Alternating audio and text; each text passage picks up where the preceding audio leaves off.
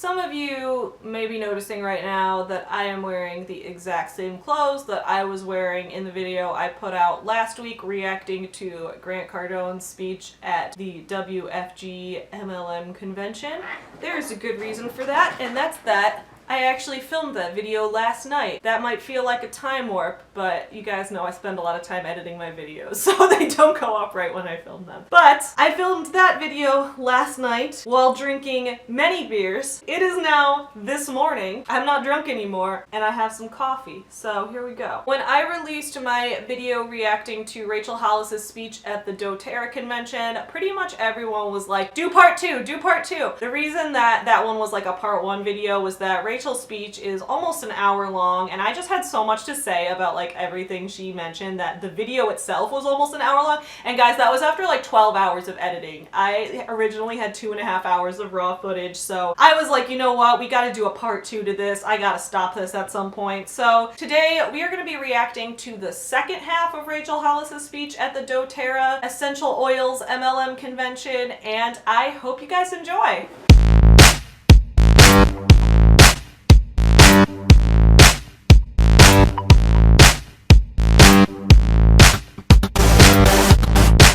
What's up, my fellow small business supporters? I'm Savvy. Welcome back to my channel. If you're new here, please don't forget to subscribe because multiple times a week I put out new videos about books, writing, and small business owner life. And on Saturdays, I put out new episodes of my podcast, Creative in Chicago, which is all about interviewing other creative people about the work that they're doing and how they're turning their passions for writing, art, performance, all of those kind of things into careers. You can subscribe to that podcast on this YouTube channel as well because I upload it here every Saturday. For those of you who are like, why do you put out so many anti-MLM videos if you're primarily an author tuber? Well, here's why. Because for me, being an author is all about being a small business owner. Back in 2017, I started a small business called Forever Home Friends, which produces books and stuffed animals based on the stories of real rescue dogs and gives 10% of our profits to local animal shelters. You can check out foreverhomefriends.com in the description below. But for me, being an author has always been about being an entrepreneur. It's always been about producing books, but also producing things that go with them, and about starting up my own thing and building something up from the bottom. As an author, as someone who goes to a lot of expos and festivals and conventions and things like that to get my name out there and to sell my books and to, you know, meet my readers and that kind of thing, I get really frustrated when I see multi-level marketing companies or MLMs start infiltrating these areas, start driving customers away from them, start undermining what it means to be a small business owner by appropriating the term for themselves. If you guys haven't seen part one of this video, you can check it out linked up in the cards, and my entire anti-MLM playlist for those of you who maybe are new to what it means to be in the anti-MLM world and to dislike multi-level marketing companies. Basically, the connection for me came when I did a review of Girl Wash Your Face by Rachel Hollis, and a lot of people enjoyed that review because I was like one of the few people who didn't like the book. And after not liking that book, I kind of fell down a whole rabbit hole of realizing that Rachel Hollis was not only writing books I don't like, she was also speaking at multi-level marketing conferences. She was using her influence as a self-help guru to try to manipulate people in multi-level marketing companies into staying in those companies because, you know, the corporate people up at the top were giving her a check to speak at that conference. So she was engaging in what I felt was unethical behavior, and I also did a review of her book, Girl Stop Apologizing, which you can see linked up in the cards. And in that video, I kind of delve into how even in the book itself, she started addressing MLM people by saying like, oh, you know, if you work for a multi-level marketing company, this kind of thing. Like, she directly said it. So it was clear at that point that she knew her audience was involved in this and she wanted to appeal to those people directly because it made her more money. And I just found that incredibly unethical. So I've been reacting to all of the speeches that Rachel Hollis has done at various MLM conferences. She did one at the Beachbody conference, she did one at the Arbonne conference, and now I found this video of her doing one at the doTERRA Essential Oils conference. Side note, a few of you guys have told me that she also spoke at a LuLaRoe conference, which I've Googled, and apparently that seems to be true, but I can't find a video of it anywhere. So it's possible that no one has uploaded a video of it to YouTube that was at the conference. So if any of you guys know where I can locate a video of that, if you want to see a reaction to that speech as well, like, I would love to do one of those, but I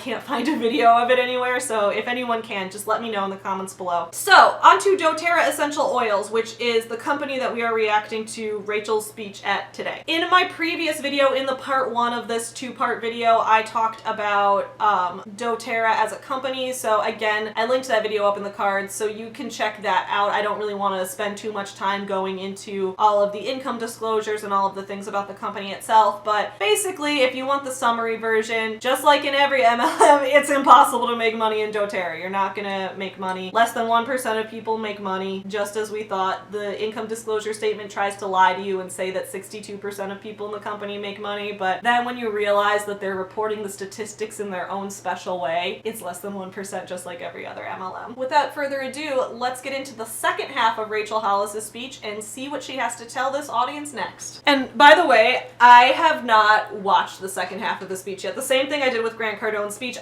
This is me reacting to it for the very first time, so hopefully this is interesting. We'll see. It's not going to be quick, and it's not going to be easy, and it's maybe not even going to be with support of people that you wish would be supportive of you. But it's coming. Right off the bat, I'm like 3 seconds into the second part of the speech. So where we left off in the first part was when Rachel was talking about how being an overnight success never really happens for anyone. And I was saying that yes, what she's saying there is true.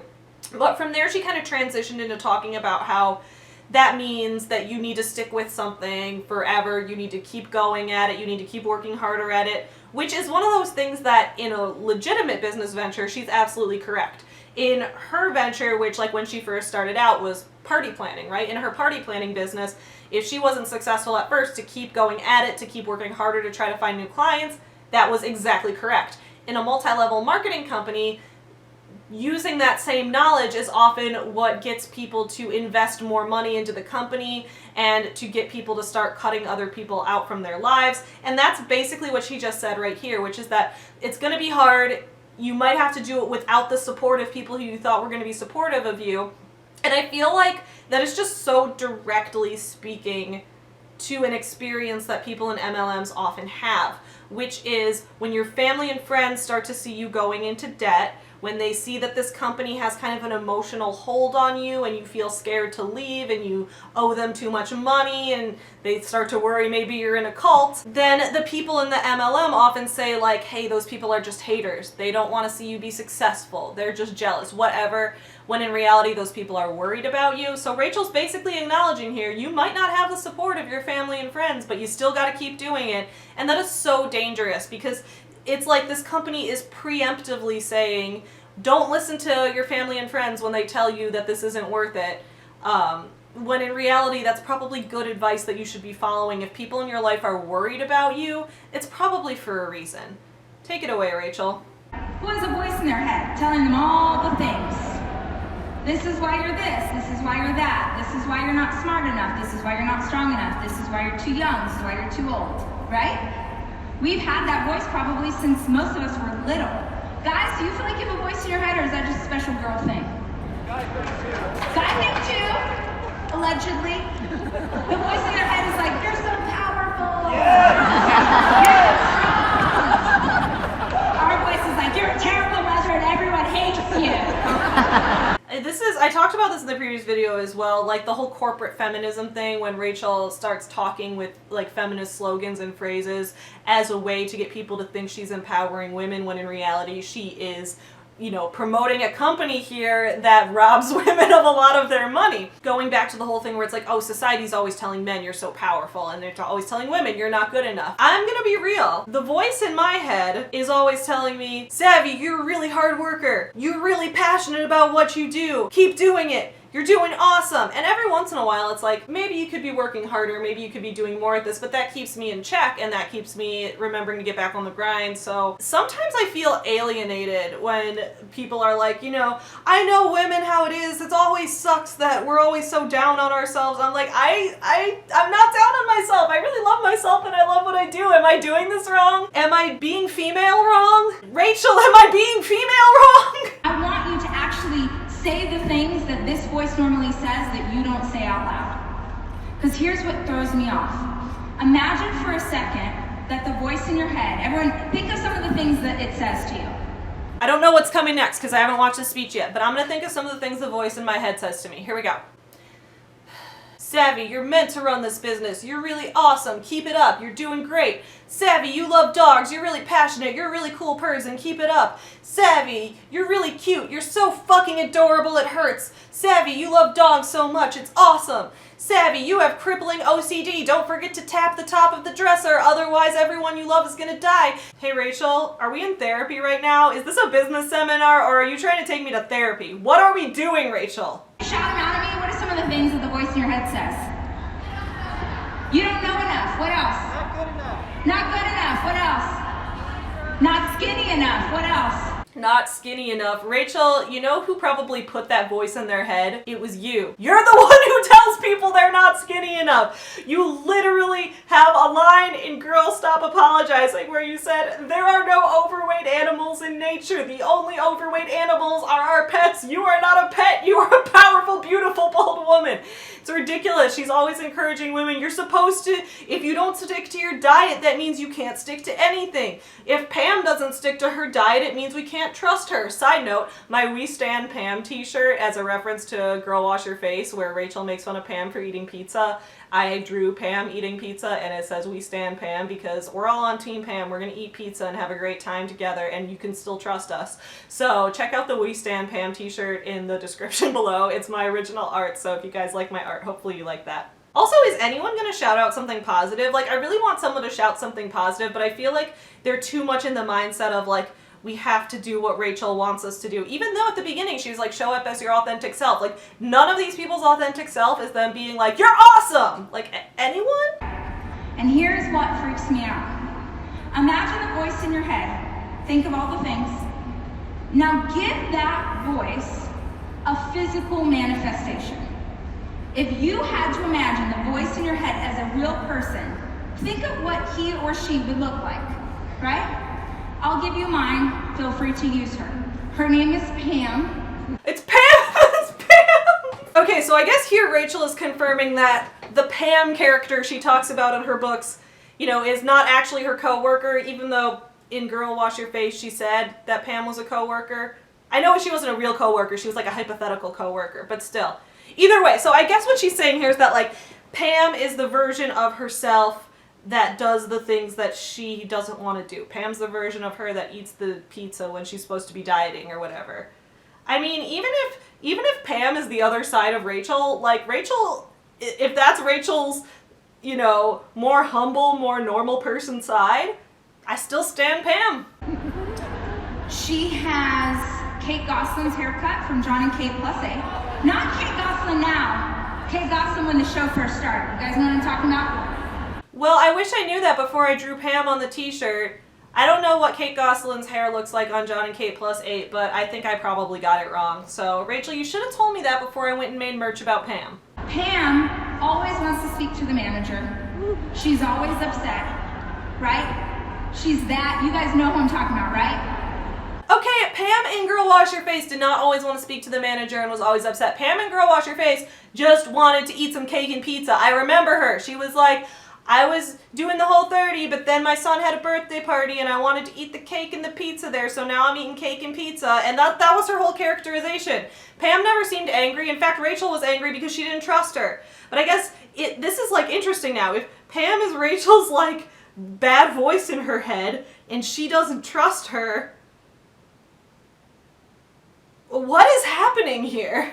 You need to think of a physical manifestation of the voice in your head. And then, I want you to imagine the next time that you hear those things, that she's standing in front of you, or he's standing in front of you. Now imagine this, you're in your house, in front of your kids, in front of your partner, in front of your friends, and Pam walks in. And Pam gets in your face and tells you that you're ugly, and you're fat. Why would Pam tell you you're fat? Pam's the one who thinks it's okay to go off your diet and eat pizza. Rachel, you're not keeping Pam's characterization consistent, and it's really starting to throw me off. And I'm telling you that if this woman walked into my house and started saying these things in front of my babies, in front of my partner, in front of my friends, I would be like, you are crazy, and you need to leave my house or I'm gonna call the police, right? Like, I'm gonna get ghetto real fast. You're not ghetto, Rachel.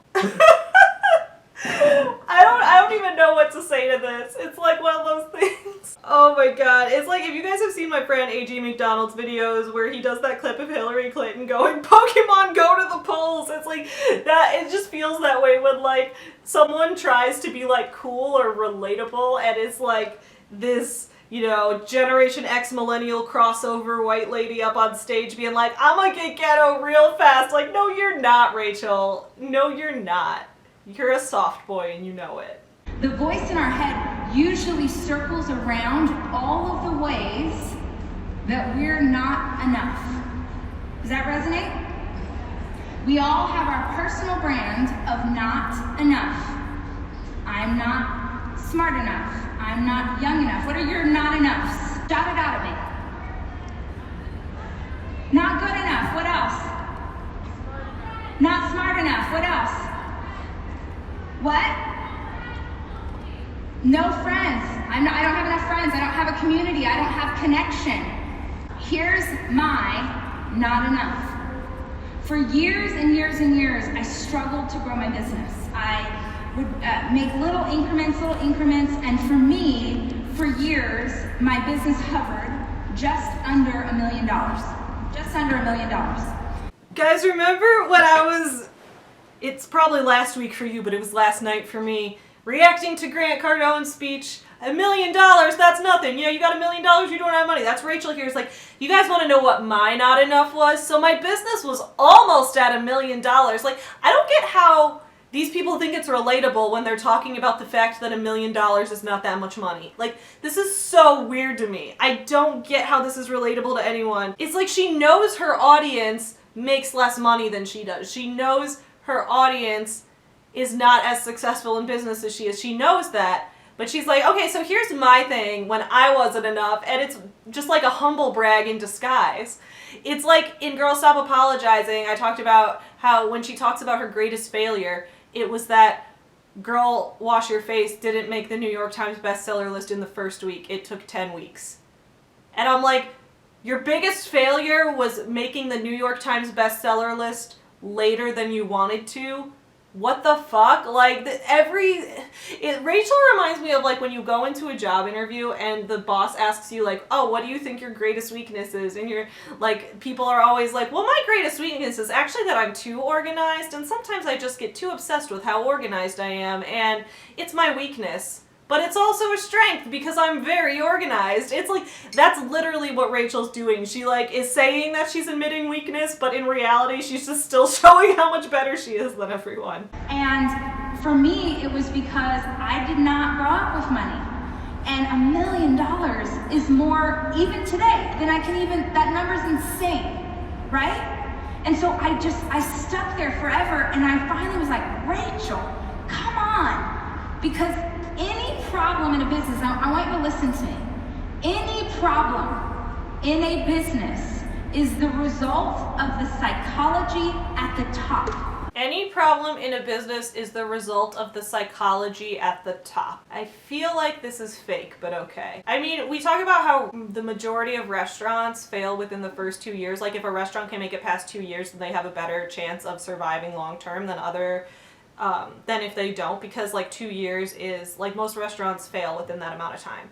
And I feel like, is that the psychology at the top, or maybe were there just too many restaurants on that block? Like, there are so many other factors. So to say every problem within a business is the result of the psychology at the top, that doesn't seem right.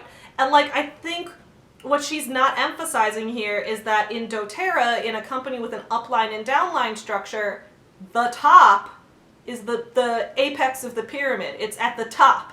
So up there that's the founders, that's the people who first started, you know, recruiting other people into this. So I actually would say in an MLM, it is a problem with the psychology at the top. It's a problem with the people up there pretending that people can make money below them. I wouldn't even say the psychology at the top. I would say maybe the sociopathy at the top. The people up there, you know, scamming other people into this business. So yeah, that's a problem. But what these people are forgetting is that they're not at the top of this business. They are, you know, in a middle rung on that pyramid somewhere. And as a result, the people at the top are causing them problems and they have no control over that. So maybe they should start their own business. Just a thought. Any problem in a business, either because you have put people into positions of power who don't deserve to be there, or you do not have the tools to make change. Either way, it's the problem of the person who's at the top here. I thought I was in a room with a bunch of leaders. No one's at the top in that room. Literally none of them. The people who founded DoTerra are at the top. Everyone else is below them. It's Rachel, are you forgetting what a fucking pyramid looks like? Though it hurts me to tell you this now, for years I was an entrepreneur and had a team of people who counted on me, but I did not look at our accountant. I had an accountant whose job it was to make sure we did our taxes. We got our bills paid on time, everyone got their salary on time, but as long as we had enough money, I didn't look because I didn't want to know. Who doesn't look at either business or personal finances because you don't want to know? Thank you for your honesty. Whoa, she just fucking said it, oh my god! Who doesn't look at business or personal finances because they don't want to know? That is the primary way that MLMs keep people roped in. We see it so often this happens, especially people who have gotten out of MLM companies talk about how they never looked at their finances because they didn't want to know. MLMs try to trick people into thinking that the commission checks they're getting are their income, right? So like if you sold a certain number of essential oils bottles to people and the company sent you a check for your commission based on that, that's not counting the membership fees you paid, that's not counting whatever you spent on advertising, that's not counting what you spent on inventory, right? That was straight up revenue, that was not even profit. So a lot of times because people don't look at their finances, that's a reason that they don't realize they're losing money for a long time because they're not keeping track of every expense because they're only keeping track of what they bring in and not what they put out. And then next thing they know, a year's gone by and they're balls deep in debt and they're like, what the fuck just happened? So, I mean, on the one hand, it's really good that Rachel's addressing this because I think if a lot of people knew that they're supposed to keep like meticulous track of their finances, a lot of people in MLMs would realize that there really is no way to make money because they're actually just losing over and over and over again and starting to lose in greater amounts. But at the same time, all of these people are raising their hands here and saying that, like they're openly acknowledging it. So I hope that Rachel is going to give good advice here. Like, I'm not going to criticize her if she says keeping track of your finances is a good thing because that actually could save a lot of people and help a lot of people get out of MLMs. I'm gonna learn business accounting once and for all. And I do what a lot of people do. I made a massive mistake that a lot of people make in personal development, which is I decided that I needed to grow, and so I looked outside myself and decided to do how they had grown. So I need to learn accounting. I'm like, I'm going to take an online accounting course, and just to make sure I've really locked it in, I'm going to take an online accounting course through Harvard Business School. Why is that funny? Taking an online business course through Harvard Business School sounds like it has a lot of really valuable information. I don't know why everyone's laughing at this, like, oh, Harvard Business School, that's ridiculous. What? I mean, if you only knew how dumb, like, you can't even. Why is that dumb? Why is it dumb to take a business class? I'm so confused. I'm like, I'm gonna take an online accounting course through Harvard Business School because if I can tell people that I graduated from Harvard Business School online, I will prove to the world that I am smart enough.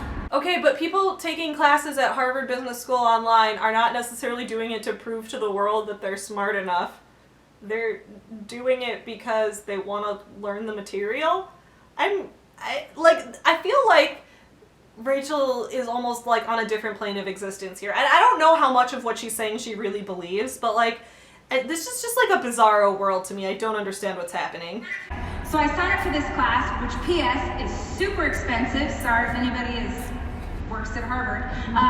I do believe it was super expensive. So yeah, if you can't afford to take a business class online at Harvard, you can find cheaper alternatives, and that's a great idea too. But I think it's really weird that she's like, it was so dumb to do this. Like, if you had the money and you wanted to, why not? Super expensive, and I start taking the class and I'm going through this coursework, and I'm getting good grades on the test, and I'm doing well, and then about halfway through, I'm starting to really stress out because to do this well in this class means that I'm taking a ton of time away from my business, and the whole point was to try and help my business. So about halfway through, I asked myself, do I actually know anything more about business accounting than when I started this? And the answer is no. I know how to take a test. I'm really good at taking tests, but I have no idea how to apply this knowledge to my business. So, I realized I gotta drop out. That's fair. If a class isn't working for you and you don't want to keep spending the money on it, I understand what she's saying. So what she's saying isn't totally wrong here. But I also find it weird that she didn't learn anything about accounting from an accounting class. Maybe the class just sucked, I don't know, but that seems really weird. I don't know. The answer to your not enough is an antidote that makes it untrue. And what drives me insane, this idea of the knowledge is there, what drives me absolutely insane is that it's there and you know it's there, but you don't get it.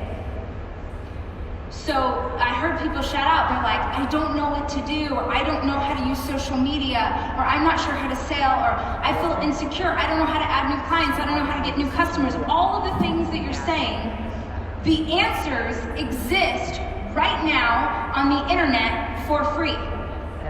I agree and disagree here. I will give Rachel credit for the fact that I think what she's saying about how there's so much information out there online. You learn so many things from going to conferences, from networking with other people, from, just throwing yourself into the ring and learning everything you can and just constantly soaking up knowledge. I agree with that 100%. I'm pretty much always watching other booktube and authortube videos, or I'm listening to business podcasts, or I'm watching business related videos in the background while I'm working on other things. I recently learned how to 3D model because, as you guys know, I've been working on accessories for my stuffed animals for Forever Home Friends. So I learned how to 3D model to make a little doggy headphone set for Wrigley. I learned how to 3D model to make a little camera set for Chewie. So it's really cute. I've been having fun with that, and I learned that online for free. I learned that on Tinkercad. So you can learn a lot of new skills online for free, and that's absolutely a thing you should be utilizing. You don't always need to pay for every bit of knowledge. Sometimes taking a class in college can be a good thing, so I'm not here to knock that at all because I went to college, I went to grad school, and I thought it was awesome. But what she's saying is true. You should be constantly seeking out all the knowledge you can. However, the part about I don't know how to get new clients, I don't know how to get new customers, is just completely overlooking the fact that we are currently in an MLM company. We're in a market that is beyond oversaturated. We're in, and I've heard Rachel and other business guru types say in the past, the market is oversaturated. That's just an excuse. No, it's actually true. Having an oversaturated market, we all know about supply and demand, right? When the demand is really high and the supply is low, the price goes up. When the demand is really low and the supply is really high, the price goes down. That's exactly what's happening in an MLM. There are not enough people out there who specifically want to buy doTerra essential oils just as a customer compared to the number of people that keeps growing in the pyramid for each individual person to be able to have a customer base. There aren't enough humans in the world. Mathematically, it doesn't work. So when she's here saying that your ignorance of how to do this is a choice, that's not necessarily true, because in an MLM situation, there might just not be a solution to it. It might just be that the business is flawed. And so it's one of those things again where in a real business, what she's saying is good advice, but in an MLM, it's the opposite. It's what's going to destroy you. So it's just really frustrating because I feel if she were speaking at a business seminar for a different kind of industry, a lot of this advice might be applicable, but here it's actually harmful, if that makes sense. You gotta know what it is, because if you know what it is, you can get the answer. Because if you know the question, you could say to your group, you could say to your community, hey you guys, you know what I'm struggling with really hard? I live in a small town and I feel like I've tapped out all my resources. Anyone live in a small town and feel like there's no one else to talk to? Yeah. I mean, that's true for most people in MLMs. A lot of them live in small towns who don't have a lot of job opportunities available to them. This company comes along, snatches them up, acts super shady about it, but acts really nice to try to manipulate people. And then they've completely tapped out their customer base really quickly because, one, we have the internet, like Rachel was just saying, which means that people can sell products to people all over the country. You don't have to just sell within your town or your territory anymore. and two, like, there actually are just not that many people that really want doTERRA oils. Like, I don't use essential oils at all. I know a few people who use essential oils, but they usually just buy them, you know, at Target or whatever, or they buy them from like a legitimate essential oil small business that operates on Etsy or something. But like, not that many people even use essential oils. I don't know. I feel like that's a legitimate problem. Yeah. Most of the time when I talk to people who live in small towns who are crushing it, they've figured out some other ways to sell besides selling to their neighbors.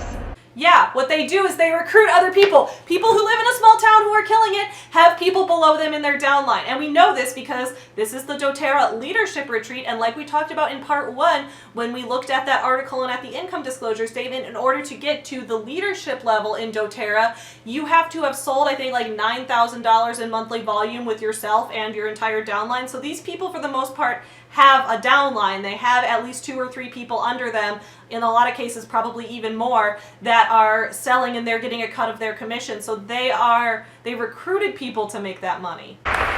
You're drowning in anxiety, or maybe you're unsure, or you don't know what happens next, or you feel like you don't belong here, or you don't deserve this, or who am I, or someone's judging you. Anyone have someone right now who's actively judging them for being at something like this?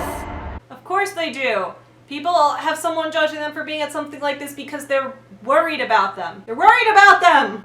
Yeah, and keep your hand up real quick. Of the people who are judging you, how many of them have ever actually been to something like this? Exactly.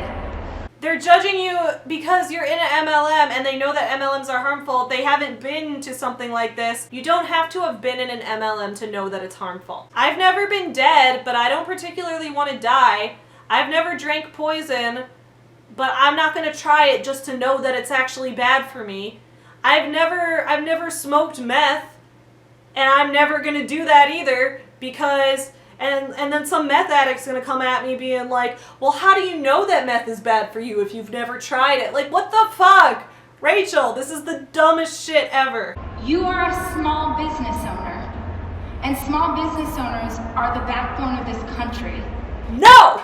No! I am a small business owner! MLMers are not small business owners! doTERRA is a large corporation that has hundreds of thousands of people in it. Every MLM has so many people. They do not count as a small business. Each of those people is not a small business owner because they don't set their price points. They don't get to choose what goes in the product. They don't get to alter things. They have to use company approved websites and things like that. They don't get to choose their amount of commission. They don't get to choose any of the things that a small business owner gets to choose. They are not a small business owner. That is not me talking shit about salespeople involved in MLMs. In fact, I've mentioned this before. I don't have anything against the individual people involved in MLMs. Every individual person I have ever met that has been an MLM salesperson has been a really nice person, and I know a lot of time people get roped into this for circumstances beyond their control. So I personally, if you're a person in an MLM and you feel like you're kind of drowning in it, like, you're free to reach out to me. I will never judge you for being involved in that company, especially if you're looking for ways out. I judge the people who are up at the top. I judge people like Rachel, who are powerful, wealthy, successful business owners that other people look up to, for telling these people the lie that they can be successful at this. And then the whole small business owners are the backbone of America. Thank you. I appreciate the compliment, Rachel. I am part of the backbone of America. MLMs are not part of the backbone of America. In fact, they're like one of the business models that I'm shocked is still legal. It's ridiculous. No, they're not small business owners. No. That was Rachel Hollis' speech at the doTERRA Essential Oils Convention. I hope that you guys enjoyed it. Or I hope you enjoyed this reaction video. Please let me know your thoughts in the comments below. I'm always open to discussion on everything.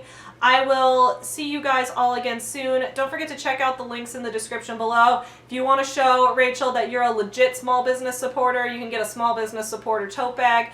If you want to show Rachel that Pam is okay, you can get a We Stand Pam t-shirt. I've got all my merch linked in the description below. I've also got my books. If you want to support me as an author, you can check out my novel Sculpt Yourself and Beauty King, linked in the description below. My young adult novel One Final Vinyl is coming out this May, so you can add it to your Goodreads to read list, and you can check out the pre-order on Amazon. I will see all of you again soon. In the meantime, don't forget to support actual small businesses. Happy reading and writing, everyone.